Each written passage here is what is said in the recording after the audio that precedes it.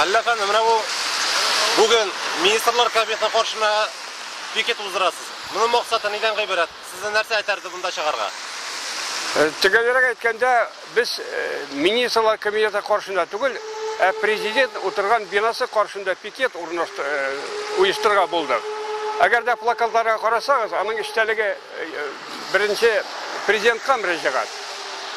Biz bu kreşini başladık indi 2007 yılda. 2005 yılının yanvarında bizim bakçaçılık şirketine kirip yaladı iki tapkır hüküm etilgen katı cinayetler için Krapkov degen bir yaş jigit. Onun sıngısı narkotiklar saklav boyunca bu onun işi buldu. Nerse kanaatlandırmıyor onun işinden? Nerse kanaatlandırmıyor onun işinden? Nerse kanaatlandırmıyor? Birinci, o bakçaçılık şirketinde reis bulurga tiyiş bakçaçılık şirketinin ağzası.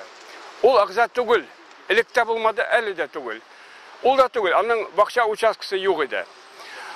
O bugünkünde uğurlangan uçaskı bilen bakçaçı bulup hesaplana.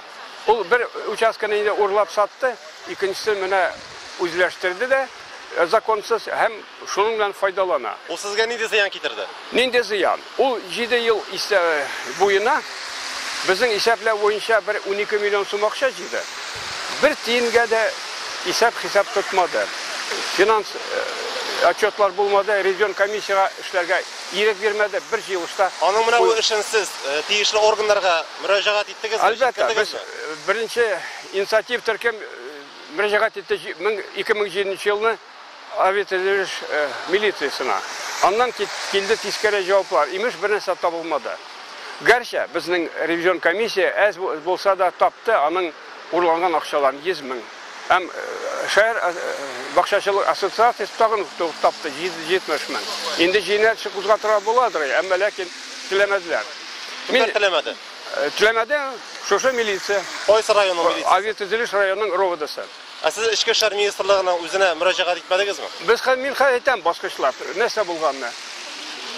Men qo'shildim bu turkumga 2008 yılını prezidentga müracaat yazıldı. Benim taraftan bitinse imzaladı. O Zvezda Поволжья gazetesinin 11 iyunda çıktı müracaat. Şundan sonra prokuratura mecbur buldu rovodanın kararlarını yokka çıkarıra. Ama çareler görülmüyor deyişince.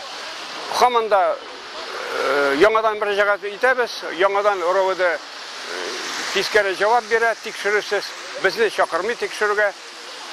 Prokuratura yangadan o kararlar yokka çıkarıp barabire her halde şolay. Bugünkü hatlı şolay buldu da ol. Bugünkü piket bana siz nerse talep etəsiz? Konkret neydi? Biz talep etimiz birinci prezident'e müracaat hazırladım. Biz o müracaatı tapşırırız inşallah prezident'e. Hem o teyisli organlarga alınıp teşirip, anda men tizip gittim.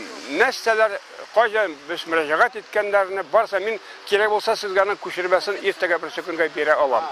Sizin yanına bir bugün hala kelip halegizde böyle şey buldu mu? Ne işin bunda turasız deb aytuvchilar buldu mu? Keldi, şehir başkarma kimden kelesiydi, bir jigit kelmedi, militsioner kelip gitti. O tertipli sırada. Men hem tertip bulacak, biz ekstremistler tugul. Elbette biz ciddi kişiler.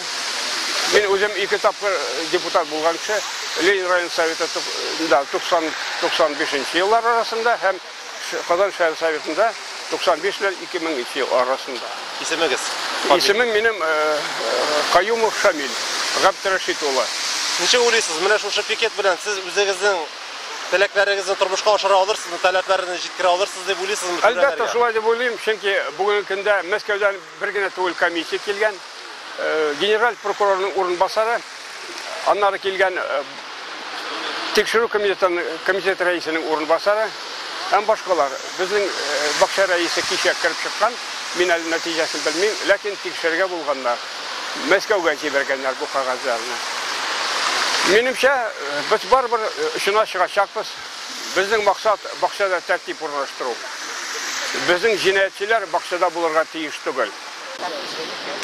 Hafiz efendi, bugün halk rizasızlığını bildirip iyilik meydanına çıkan. Şunday kanunsuzluklarını buldurmanın neydi yolları var? Hem Ne için şu sebepler komanda borliqqa kelip tura? Bunu anlatıp bitiriz hele. Ну бит менә 20 ел Рәсәйдә, Татарстанда реформалар бара.